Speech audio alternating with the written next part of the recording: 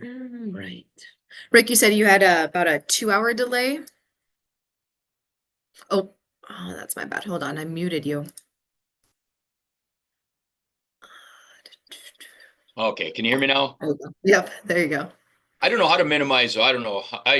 Is anybody on? Like, Yep, there are. Got quite a few. They're still hopping on. We'll give it another minute, but yeah, we did have a two so out late, so it is the season, whether we're ready or yep, not. for sure. We're here, everyone. Um, All right. Okay. Well, we'll go ahead and get started then. All right. Well, good morning, everyone, and thanks for joining us on this chilly and snowy morning. I hope everyone's safe and sound. But thanks for joining our November brunch and learn. Today, we have Kidder County Superintendent Rick Deagle with us presenting on the best ways to deal with the not so fun of holding people accountable. For those of you not familiar with Rick, he is in his 38th year in education, dedicating the past 25 years as superintendent. This is his 10th year serving as Kidder County Superintendent. He's also spent time working in the communities of Edgeley as a principal and superintendent for 15 years. Last year, Rick offered his talents by serving as the superintendent for Kidder County and Linton Public Schools, driving between communities and always doing more than what he was asked to, so he could dedicate time to each district and ensure student success. Rick also serves in leadership positions such as co-chair of the NDCEL NDASA legislative force focus groups, a member of the NDASA governing board, as well as other statewide offices and work groups. He was recently named the North Dakota Superintendent of the Year by the North Dakota Association of School Administrators as part of the American Association of School Administrators Superintendent of the Year program, sponsored by Sourcewell and Corebridge Financial. This program pays tribute to the talent and vision of the men and women who lead the nation's public schools. A very well deserved honor, Rick. It went well. So I will now hand the presentation over to you. But just quick reminder to please submit any questions you all have in the Q&A feature, and I will do my best to moderate them in during the presentation. So, or we can also get them answered at the end. So I'll hand it over to you now, Rick. right. Thank you. You said way more than you needed to, but I appreciate it. I enjoy what I do. I really do. Even this morning, getting up at 5 a.m. and looking at roads and about going in the ditch 2 times and helps make your decision to start school 2 hours late when those kind of things happen. Uh, though there was a time in Edgeley once where I went out, checked roads, went down a road our buses don't use, got stuck, and we still started on time because so you never know. But anyway, I do enjoy what I do. I've been very fortunate to work with really, really good people, teachers, paras, cooks, bus drivers, administrative assistants, everything all the way through. So sometimes those kind of things help make your job easy. I've never done this presentation on Zoom or on, like this. So I hope it goes well. And yeah, hopefully there people have questions. But I always just start out like nobody, we sometimes have to deal with tough situations. Like you can't just avoid them. It's been my experience by pretending that thing didn't happen that probably needs to be dealt with. Probably doesn't mean it's never going to happen again. Probably means it's going to happen more times if it wasn't what you wanted and it happened and you just pretended like it didn't occur. Um, so I do think that you need to hold people accountable. And that's what I mean. We say this a lot. We say it out loud in our school, our administrators. Last names don't matter. We're going to hold people accountable. Last story before I get to my first slide. Like when I do think that there's a way to deal with these things without making the people that you're talking to like feel awful. Like they need to understand like what you did isn't okay. It's not acceptable. That doesn't meet the standards of Kidder County School District. And here's what here's what's going to happen because of that. It might be a letter of reprimand. It obviously might be worse, but I don't think you need to humiliate people. Like you don't just make them need to make them feel like you made a mistake and you're an awful person and I've never made a mistake. Um, because if I said that, I'd be hoping, God, I hope they don't talk to anybody because I've made a lot of mistakes. I hope they don't talk to my wife. So there is a way. When I interviewed in Edgeley way back in 1996, The superintendent, I interviewed for high school principal. The superintendent asked me a question on what is my definition of being an effective communicator with people. And I'd heard this saying before. I'm not smart enough to make it up, but I decided in my head, I'm like, well, I'm going to say it, and either it's going to help me get the job, or I may never be in Edgeley, North Dakota again the rest of my life. And my answer was, I think an effective communicator, you can communicate in such a way that you can tell people to go to heck, except I didn't say heck, I said the real word, and they can ask for directions, and they will ask for directions. Like, there is a way to tell people to go to heck, and they do ask for directions. It's a stupid thing to say. I get it. But I think that kind of, in a nutshell, kind of tries to explain dealing with these not fun situations. Um, so with that said, I'll move into hopefully, um, as Taylor said, this is my 38th year in education, the 29th year as an administrator. I've my 25th year as superintendent. I was 4 years in Edgeley as a high school principal, and I was 15 years there as a superintendent. Um, and then I did the both Linton and Kidder County gig. Actually did it for 2 years, but they did write that. I mean, Taylor read the right thing. But that was good too. I mean, I learned a lot of things from there. One thing I kind of focus on, never had this for school board members. So I'd be interested if it was live, like what the reaction, because I'm going to talk a lot about policies. I'm not a like, oh my gosh, like that, like we have to read that and it's word for word. I think there's a way to create policies that the board gives the administration the a job to do. They give them the power to do the job. But I do think that there's a way that to write policies where how we exactly carry out that to a certain extent is, has a little bit of common sense to it. The North Dakota School Board Association, the policy services, I ought to get a kickback, I think, on if people do that program. I'm just kidding, unless I'm not, Taylor. No, but like I just really like that we went through when I got to Edgeley and became superintendent in the early 2000s. The policy manual was like awful. Like, literally, swear to God, we had a policy that said that there were no Mayday kisses allowed in Edgeley. I don't know. Like, there was a policy dealing with King of the Hill. Like, are you kidding me? Like, apparently somebody did a Mayday kiss and somebody got mad and they said, I know how to fix it. We're going to pass a policy.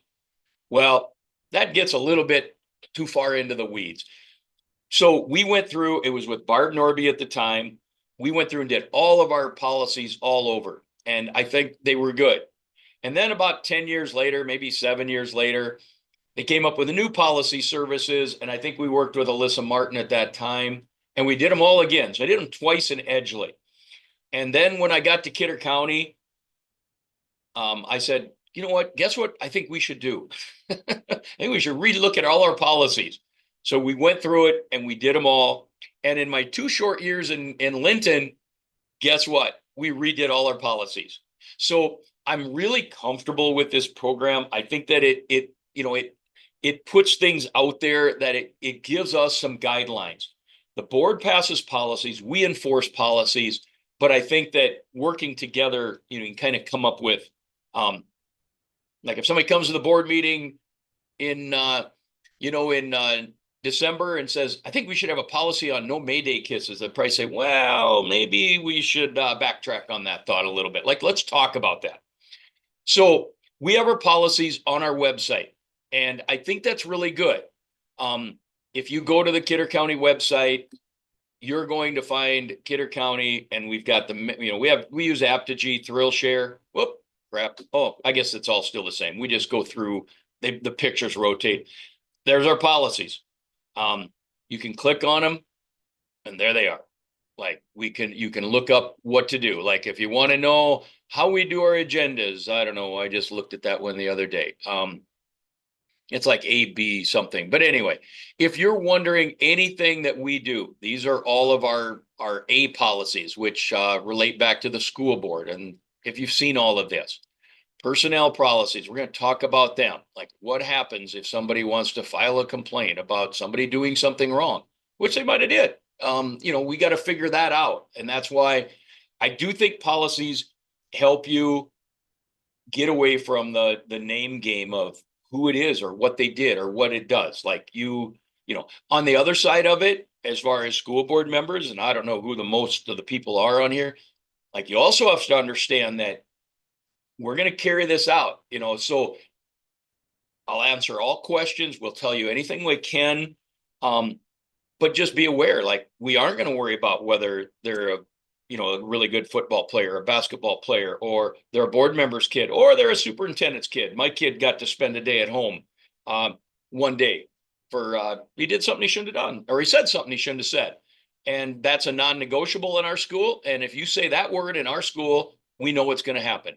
And I got a whole bunch of work done at home for the day. So I think those kind of things, again, and as it comes to a board, I'd say like, yeah, you have to trust your administrators or at least communicate with them. When our board gets elected, I talk to them, business manager and we meet with them. We go through we go through all the finances. Like you are going to hear more different terminology than you've ever heard in your whole life. And we talk about the general fund and the building fund and the hot lunch fund and the activity fund and how we pay our bills and how we're going to show you every month everything. And then I talk to them a lot. I focus a lot on, you're probably going to get a phone call saying, do you know what happened at your school today? And your answer might be nope. And all I caution board members is, and you probably heard this many times, I just would not say, I will fix that for you. Like you are going to get 100 more phone calls before the next two board meetings. You say, I'm going to look into it. I will find out. And if you want to reach out to me, we'll have a discussion over what I know and the procedure we're using. I also, as far as kind of this, I communicate a lot with my school board. I text them a lot and I may make them aware of things. I'd like to, I can't everything because I don't know everything that happens in my school. I don't know what happened in the third grade. I may find out if people want to file a complaint or it may eventually come to me, but I don't know everything going on in my building. And I think that's okay. I don't need to make every decision. I can surround myself with really good people and I can trust their decision. And if maybe I think we could have come up with a different process to that decision, again, we're going to have that discussion with my administrators on how did we get there and, what were some thoughts. But bottom line is I do make people aware, my board, when I send texts to the board, emails. I mean, I don't send as many emails as text because everybody likes to get text. All my family's got a text to their phone this morning saying, sleep in. We're having school 2 hours late. All I would caution you is I don't put question marks in my communications. I don't ask my board, what do I do? I don't say, well, this happened. What does everybody think I should do? I will get 7 different answers. What I do put is this happened. This is what we did. Let me know if you have questions. And I don't put anything on a text or an email that I wouldn't print out and hang on the outside of my office for everybody to read, because as we all know, they're all open records information. So don't put student names in there. Don't talk about a teacher. Don't talk about things that you don't want the whole world to know. If I write it, I'm willing to post it. And if I post it, then somebody might put it on Facebook. I do think that board members need to be made aware of things. I don't think they need to make the decision of what do we do with a teacher that, I don't know, said the F-bomb or something. I don't know. I mean, whatever it is, like, I don't think you need to be aware of how we're going to deal with that. And if people file a complaint and we're going to get there, they can, I always tell teachers, like, somebody wants to come get your file, they can. And this letter of reprimand might be on the Facebook page tomorrow morning. So I'm not afraid to do those kind of things. You can't be, but I think I also can't call a board member or 7 of them every single time something happens in the school. Like, that's all I'll be doing.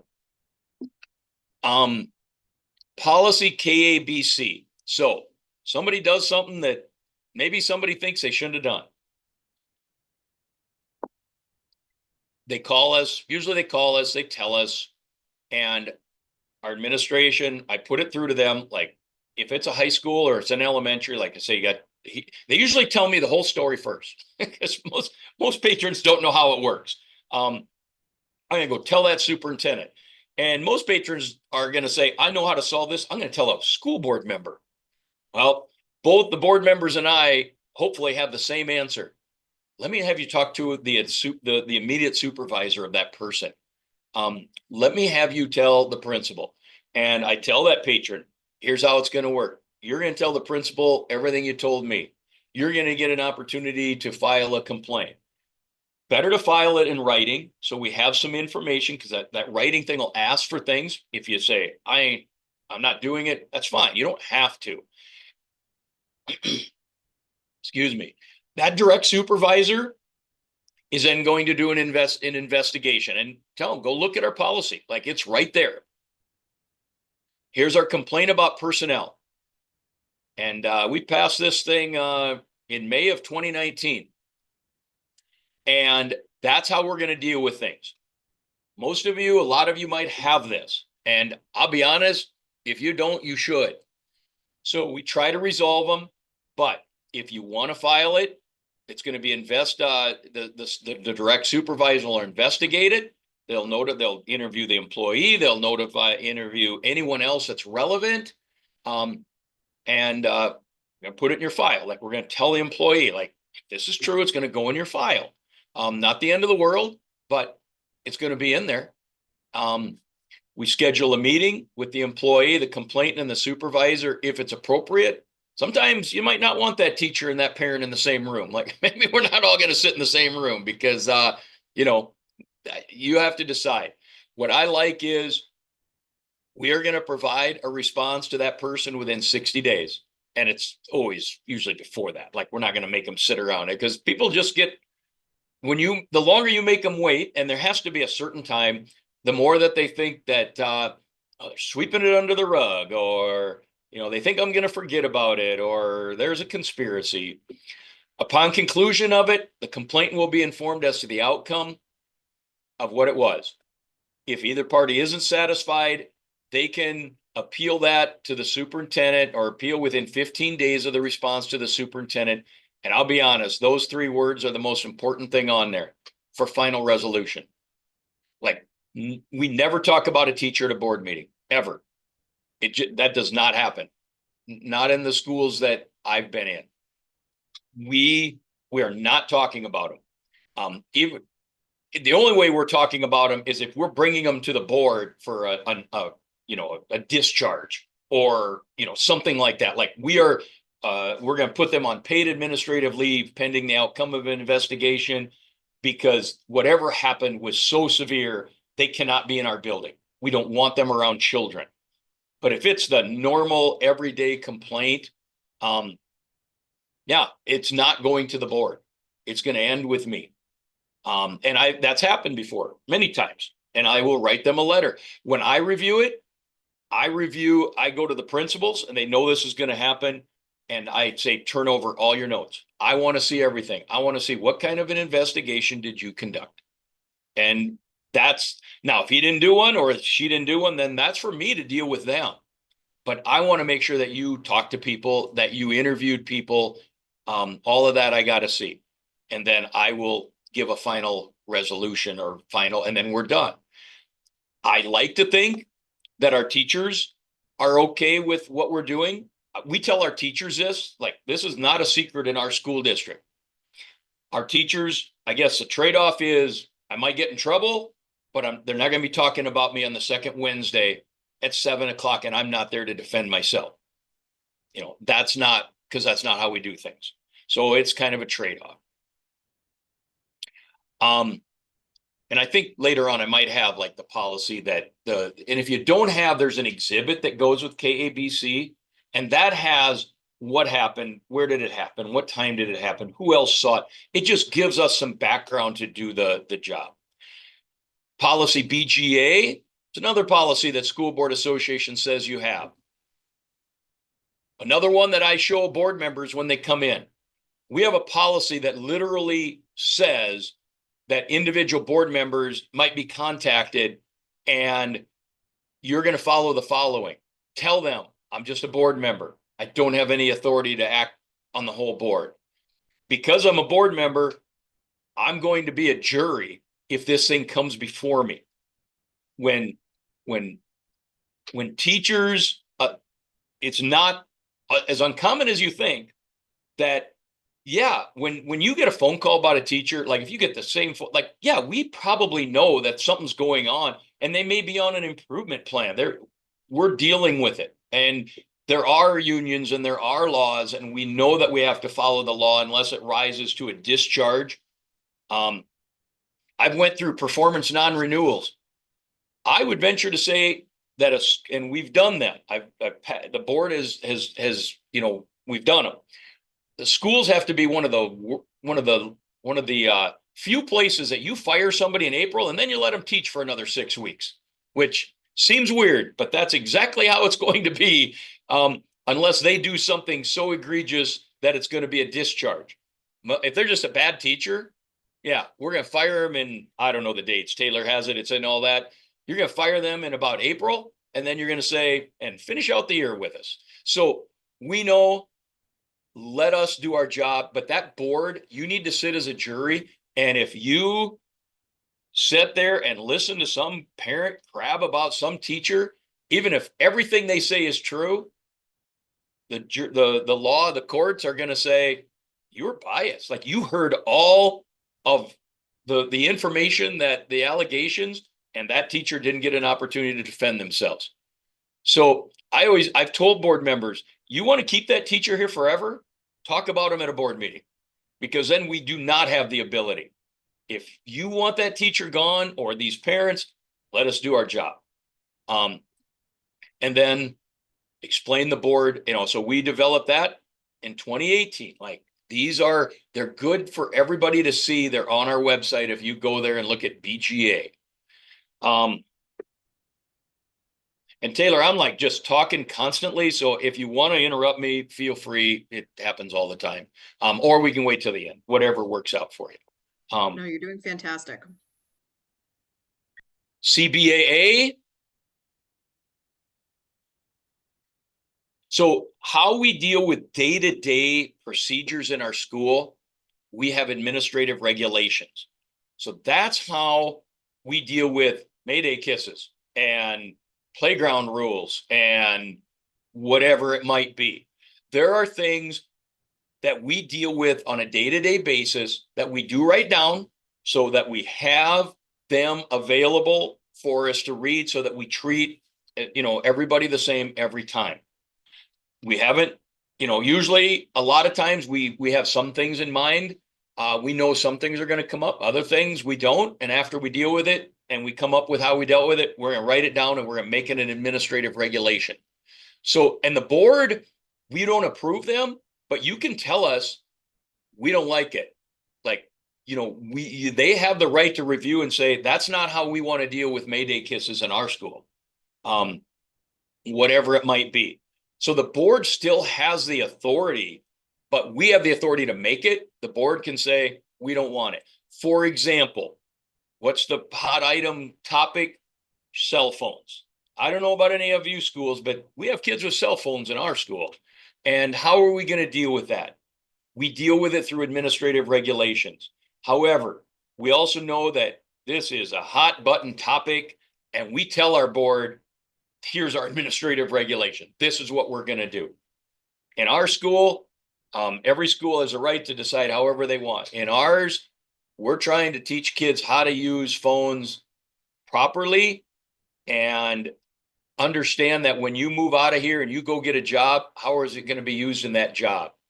And so for us, they can use them before school, after school. They get their 3-minute break, which in us is our coffee break. Like if you work at the bank, my guess is can't use them when you're working at the bank, but if you got a break, probably pull out your phone, and then we allow them to use them during noon hour.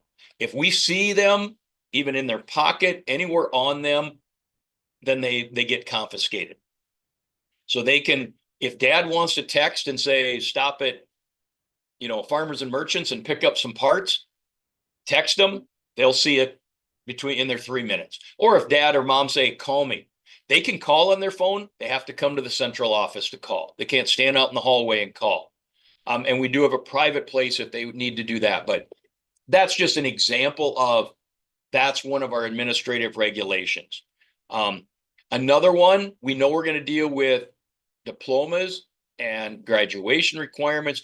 In essence, this talks about in order, how we're going to do our graduation requirements. And this is going to talk about homeschool students and what they can participate in. And if they don't participate in, I believe it's 3 classes, they can't do these things. They can't come to school assemblies. They can't do part of homecoming. They can't come to prom. They can come as a date. They can't go on the DC trip.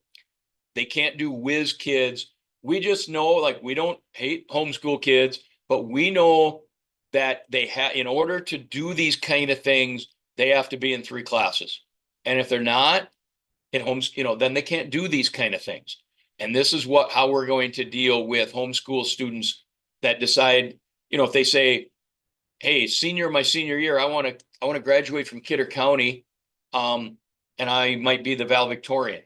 Kind of deals with how we're going to accept those grades. So there are some things are coming down the pike. Cell phones, homeschool students, coming in, like they can play football and basketball. But what are we going to allow them to do other activities? Well, we've got something to hopefully answer that before it happens. So explain, I get like so far ahead of myself. Explain to the school board how the administration will handle complaints according to your policies. KACB, we're not going to talk about it. BGA, why we aren't going to talk about it. So I got hired here in July 1st of 2015, I think, something like that. And I bet I'd been on the job like a day, maybe 2. And I hadn't even been to my first school board meeting yet in July. And I got a call from a parent. I don't know anybody in town. Like, I don't know anybody. And the parent's like, when's your July board meeting? Anytime you get asked that, when's your board meeting? You know that probably something, they probably just aren't curious when your board meeting is. When's your July board meeting? And I told her, she's like, well, I'm coming to that school and I'm coming to that board meeting. I'm going to tell that board why you lost a super good student and why that 4.0 student isn't going to go there and we transfer to another school. And I want that board to know. I don't even know what our policies are, to be honest. I told that lady, I'm like, ma'am, you're more than welcome to come to our board meeting. They are open to the public. They are a business meeting that is done in the public, but you are not going to address our school board. Like, you can't talk. We do not do that here. I didn't even know if we did that here, but I knew starting in July, and I don't think it had been done in the past. I just know that starting July 1st of 2015, we aren't going to do that. I had one of my neighbors here, and he talks to me back. Now he talks to me again. But his kid was going to school. Normally got his kid, one of those back and forth things. Anyway, his kiddo was going to school here. And one night I got a text. He said, when's your next school board meeting? Well, it's coming. I told him, I'm like, but I said, what's up? Well, I want to come and tell your board that your teachers give too much homework and I'm not a teacher and they need to teach and your teachers are awful. And I said, tell you what, you're not going to do that because that's not how we do business. If you want to file a complaint, file a complaint. Mr. Larson will investigate it. I went through the whole thing, but I said, you're more than welcome to come to our board meeting. We do not allow patrons to talk about those kind of things. We have a process. Took about a year before he talked to me again, but we talk now, so we're all good. But people just don't understand that teacher that he's talking about might be good, might be bad, but they are doing the worst thing possible if we're trying to do a performance non-renewal and they think that we're, stymieing them, like we're stopping it. And like, we're not stopping it. We're just trying to, if that's what's going to happen, then you need to let us do it.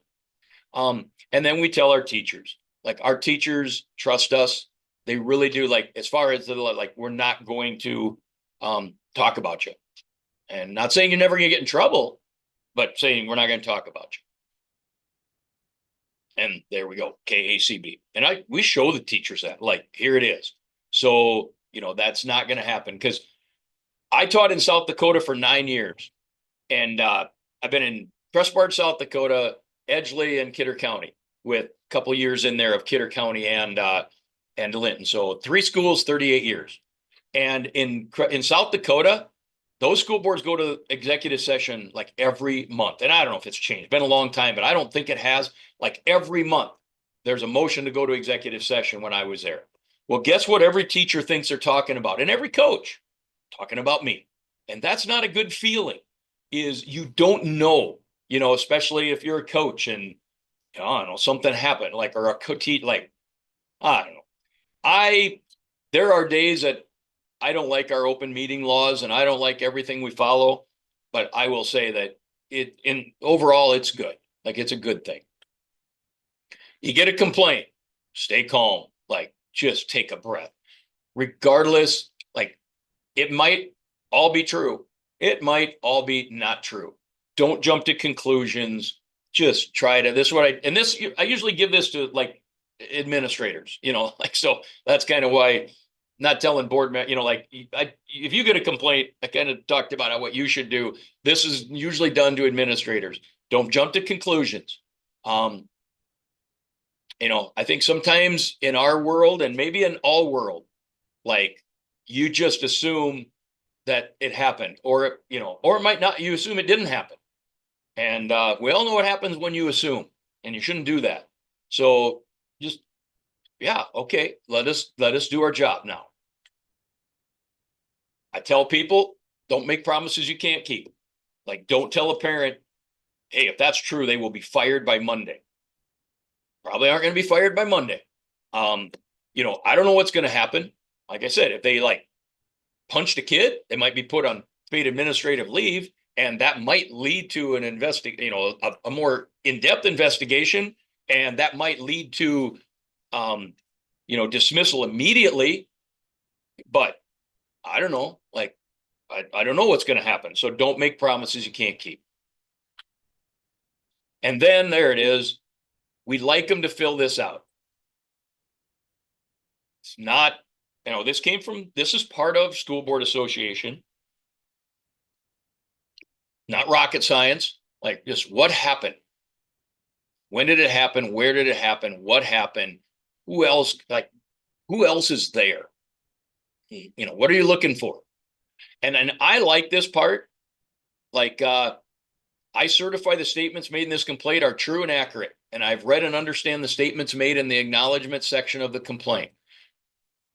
At least it makes them think, like, did this happen? Now, what are we going to do? Like, we don't give very many parents detention. I mean, obviously, but at least it makes them think. And it makes them, like, if it's that big a deal, this should not be a major thing to fill out. I will be honest. I mean, and you probably know, we will have more people call. We'll listen to them, and we'll tell them, like, well, let me do this or that, or I'll talk to and then we'll say, do you want to file you want to fill something out? Most teachers say no, or most parents say, no, I'm good. I'm good for now. I'm good. It sometimes, like, heads it off, like, okay, now but it's just a deal where we hear them out. If we say we're going to look into it and call them back, I tell my administrators, call them back. Like, don't not call them back. But a lot of times they just aren't going to fill that out and sign it. And I like that thing at the end. Then we start investigating. We interview the teacher. We try to, like, who can help? What happened here? Security cameras help now. Like, there may be cameras there that can, you'll be surprised the number of things that didn't really happen the way that the kid went home and told the parents it happened, when we look on the camera and we find out, what really happened. I mean, I know that's very unusual that it didn't happen exactly like that kid said. But, I mean, I don't know. I was a kid. I told my parents what I wanted them to know. My mom was a 5th grade teacher, so she usually found out about something I did about the same time I found out what I did. Um, and I've said before, like my dad had two great parents. Mom was a teacher for like 40 years, and my dad was a diesel mechanic who dropped out of school, and he was born in 1930. So he lived through the Great Depression during his formative years. If you think my dad, who lived through the Great Depression, really gave two craps that I thought that a coach yelled at me when I didn't deserve it, yeah, you're wrong. Like he thought that I should be home working my mom wasn't a teacher. I might not even have graduated. Like, so I wasn't gonna go home and try to tell my dad that somebody yelled at me that I shouldn't have, because he's probably gonna yell at me for doing something that, I did anyway. Figure out what happened, keep your notes, keep everything. I tell my principals, like, because I might want to see them. Like, I want to know how you came to it. After the interview, we write it up formally, a written response. And those notes are once your investigation is done, your parents can ask for them. Like they can say, I want to see your notes. And your investigative notes. Take out all names, don't put anything in there that's identifiable. Have student A, B, C, D, whatever you do, just make sure whatever you give them, they can't figure out who said what. Do whatever you got to do to your notes. Like we've retracted so much sometimes that I don't even know really what the heck that paragraph's even about. And I'd rather have that and some judge say you need to give them more information than a judge tell me I gave out too much information. Like we are going to try to protect people that were part of it. So, but make it formal, because obviously anything we give to a parent might be on Facebook tomorrow. Sometimes gives you kind of an opportunity to be honest with the parents. Like, hey, we investigated it and here's what we found.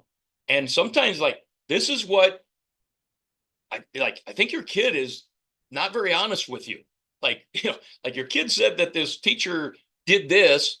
And from our investigation, looks to me like none of it's true. Like they are just being very dishonest. Sometimes it like gives you a chance to, kind of say your piece to a certain extent. So just, those, that's kind of just a bonus some days. We give a copy to the teacher, what happened, what we found. So let's say something happened. Not everything. Like, again, we meet with them. My principals meet with them. I may meet with them depending on what was the complaint or who was it about, or am I the, direct supervisor of it? And I always tell them, like, one line I've used a lot is, hey, this is part, and I tell my principals use it when they talk to teachers, like, this is part of my job. And they pay me to do a job. And they don't say, here's your job, but you only have to do the parts of the job that you really like. We're going to doesn't work like that. I have to do both parts. I get to drink coffee and stand in the hallway and say good morning to kids when they show up. And I get to do some really fun things, but I also got to do the not so fun things. So it might just be verbal. It might be a letter of reprimand.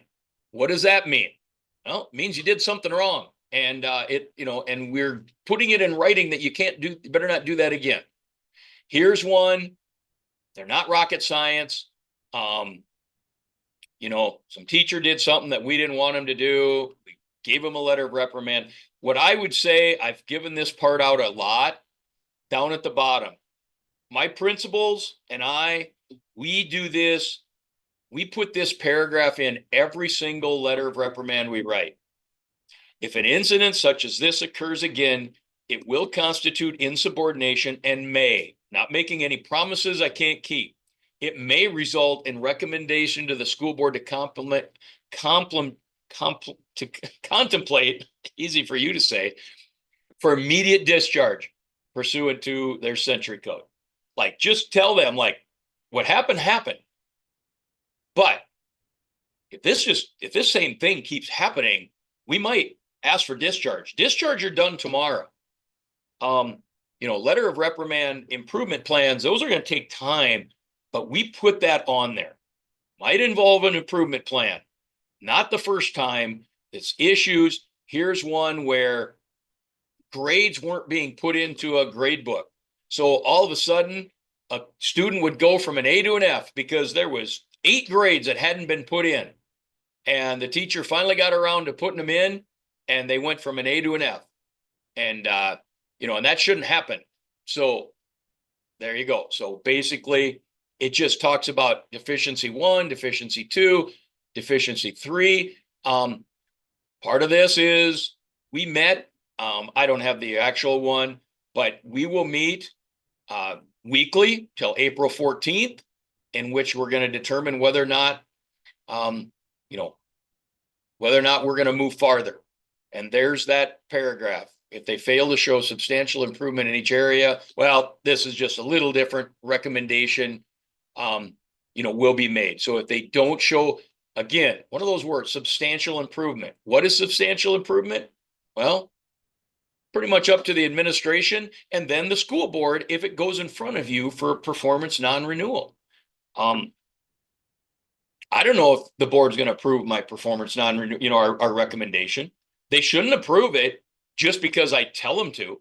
They should approve it because we're going to have basically a jury trial and we're going to present information, and the teacher is going to present information, and you're going to sit as a jury and you're going to say, I think the administration's wrong. Like, I don't think this should rise to a firing. That's fine. Like, that's your job. Or you might say, I think that what they did, what that teacher did and what the improvement plan, they just didn't get better. And I think it's time for them to go. But none of it should be done just because I tell you to do it. It should be done because you're a jury. And that's what you're going to decide. That's why you get paid $50 a month to do all these important, not a fun process to go through, but it is a process. And I heard Gary Thune one time, a couple things on performance non-renewal. Gary said one time, he used to be the lawyer at School Board Association. He's amazing. But he told us once that he was at a hearing and one of the board members said, well, I think we got to follow the board member, our administration's recommendation. And he just stopped him. He said in their tracks and said, no, that is exactly what you shouldn't do. You should do what you think you should do, but don't do it because they're telling you to. Like, this is an important role that has been given to you through North Dakota Century Code. So do it. But it's also why you don't listen to all this crabbing ahead of time, because now you're like, well, we're going to fire that teacher. That parent was in there 6 months ago and told us all the bad they did. Well, now the court's going to say you can't do that.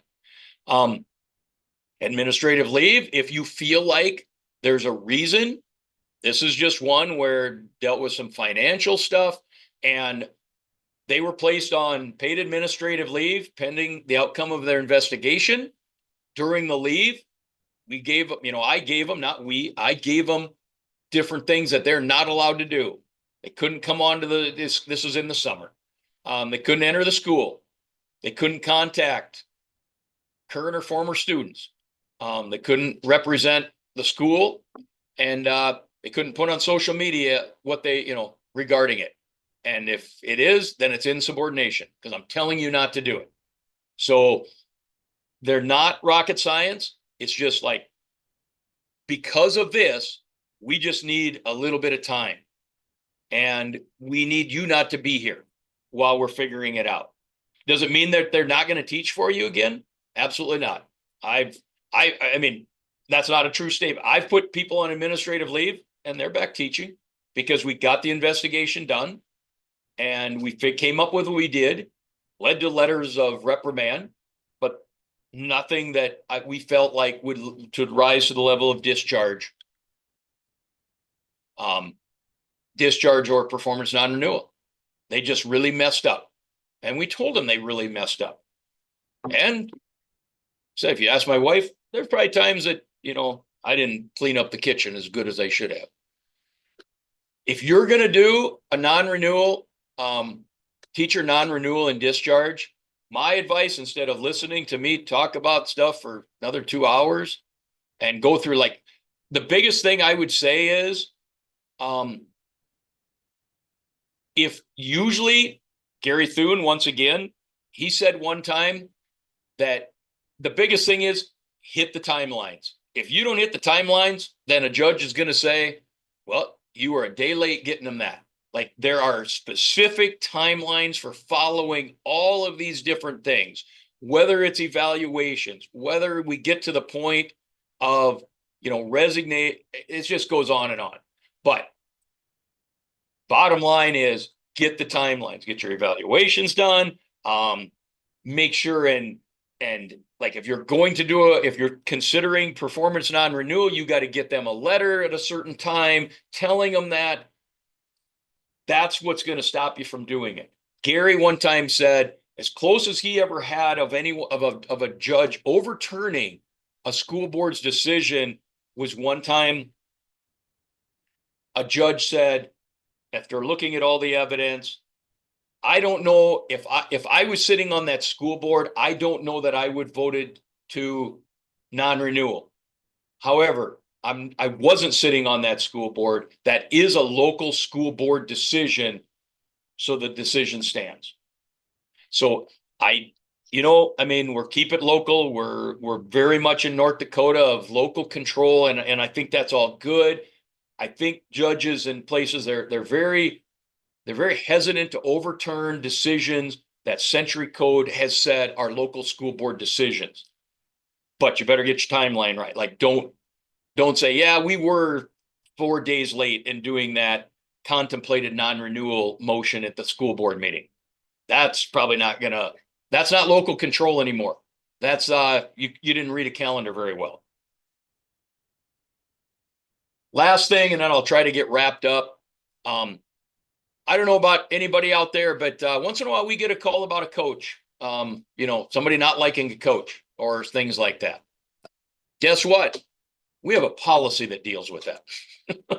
We have policy DBAA. I also drink a lot of coffee every day too, and a Mountain Dew in the afternoon. And if Travis is out there, I used to drink 3 20-ounce Mountain Dews, and I don't do that. He was one of my students in Edgeley, down to 1 Mountain Dew, but 47 cups of coffee. Policy DBAA, and that is a policy that deals with non-certified, classified personnel, however you want to call it. How do we deal with non-certified? We know what we got to do with a teacher. There's a process I just showed you. What about somebody that's not? We have a policy, and it's a school board associated recommended policy, as you can see, and it's how to deal with this. Recruitment. The board authorizes the superintendent to hire and discharge classified staff. No action of the board shall be necessary so long as the board previously established the position and the hiring is within the legal or within budget limitations. So if we are going to let a non-certified teacher or person go, that's your cooks, your janitors, your off-staff coaches, your paras, all of those people that don't need a license to do what they're doing, then that's my call. 100% my call. We just hired a para the other day, a couple months ago. We went to the board. We're like, man, we've got these behaviors. We've got more one-to-one. So therefore we're losing paras that go in and do, that help our teachers do flooding, which is a whole nother how we do education here. We take a class of, we have 30 kids, 35 kids in a class, and we split that. But when we actually break down the lessons and work on the specifics, it isn't one teacher for 15. We have more paras go in, title people go in. So now instead of one teacher in, let's just say 15 kids, we now have 3 teachers or 4 people with 15 kids. So now we break them into small groups of 2 or 3 or 4 or 4 or 5 anyway. The board's like, okay, that all they needed to do is say, we authorize the position. As far as who we hired, 100% on us. We interview, we hire. I tell the board, like, again, I communicate with them and say, we hired so-and-so to be the new para, but they're not involved in, interviews or anything like that. Hiring is easy, discharging. Well, sometimes things happen. And once again, we have to deal with it. Sometimes it's bringing a para in saying, don't do that again. It might be bringing a para in saying, I'm going to write a letter of reprimand. It's going to go in your file. And a reminder, files are open public record. So somebody might come get that thing and put it in the newspaper next week. Or sometimes like you can't be here anymore. Like that was just that's not how we do business here. And when we discharge them, it's not a fun part of the job. I tell my school board, like, this happened. So and so is no longer employed here. Don't really call me if you have any questions. Again, like that is what we have.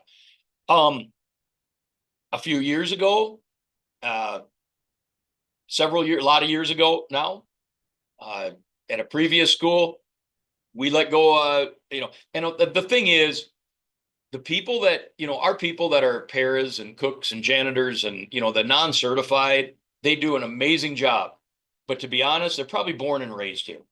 Like people didn't move to Steel for a $15 an hour job or a 16, like they're from here. So it puts the board. I mean, I look at this as like part of my job is like to protect the board from doing awful things. I'll do the awful things. I get that. That's what they pay me money for. But if we don't want to talk about some para or some janitor in the whole school board meeting and then have you decide what to do, like you probably are classmates with them. Let us do that. And I've had board members tell me, like, so after we let somebody go, like so and so called, and I said, I don't know what's wrong with that superintendent either, what he's thinking. And then they called me and said, I just want to let you know, like that guy's been worthless since high school. I'm glad you let him go. Like, I get it. Like I will be the bad guy. That's why that Paul and I don't go out a lot and, don't go to some establishments because they might be talking about me in a way I don't want to be talked about or hear it anyway. Several years ago, we let a coach go, head coach. AD came to me, said, I think we should change up our coaching. This is what we should do. I listened to it. I listened to his rationale and I said, sounds to me like you've done your homework and I'll support that decision. So he informed her that she's no longer be coach here. And I informed our board, we're no longer going to be coach here. It didn't take long. I got a phone call from a, board member and said, I want to talk about that at the next board meeting. I just said, we have a policy that says you're not going to talk about it. You have a policy that says that's my job. And I did my job. Now, so we're not going to talk about it. Now, what I did tell him is like, he's my boss. So part of what's hard in this position is like, there are times I have to tell my boss how to do their job. That's kind of weird, isn't it? Like there aren't many places that you tell your boss how to do their job. But I said, if you want to talk about it, that's fine. Next board meeting, we need to rescind policy DBAA. Then you do whatever you want. But remember, if you rescind policy DBAA to talk about this one coach, remember the next time that there's a janitor opening, you guys need to hire him. And worst case, they do something awful and you got to fire them. And now you got to talk, you're talking about people who were born and raised in this community with you. And now you're going to have to make those decisions because the policy says what it says. And if you want to get rid of it, that's a board's decision. You don't have to have policy DBAA, but understand the repercussions of getting rid of it. Just because you're not happy because we let a coach go that you're friends with, the coach's family. Or you can just badmouth me all you want, but say there's nothing we can do.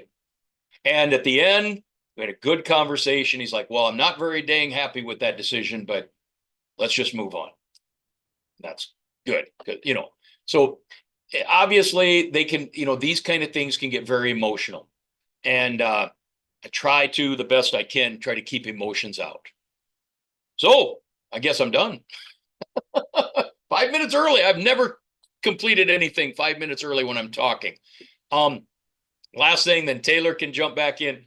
There's my email. There's my cell number. Like the whole world has my cell number. That's fine. I might not answer it if you call it, if I don't know who you are, because I'm tired of telling me to buy, car insurance for a vehicle I don't even own, but you can text me, to call you. I will. I don't know. I don't have much of a life. I mean, just my wife understand when I have retirement, like I'm gonna like cut loose, like it is gonna like I'm gonna start going to those establishments. I'm not, but anyway, anything else, Taylor? Call it a travel. Be good for you guys. I don't think so.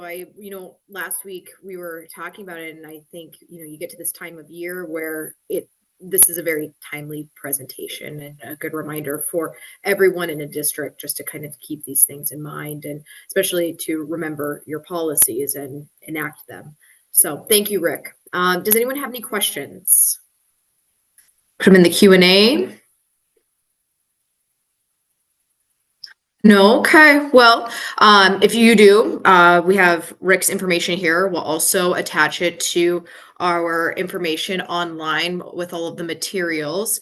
But otherwise, thank you all for joining us today. Hope you stay safe and warm throughout the state. And then we will put, again, the materials all up under the events page under the Brunch and Learn webinar series tab. And our topic for December is a preview into the 2025 legislative session. We are getting into that time, everyone. So, and that will be with NDSBA's Executive Director, Amy DeCook. So mark your calendar for December 18th. Other than that, hope you have a great rest of your day and great rest of your week. Thanks, everyone. Thank you so much, Rick. Welcome. Thank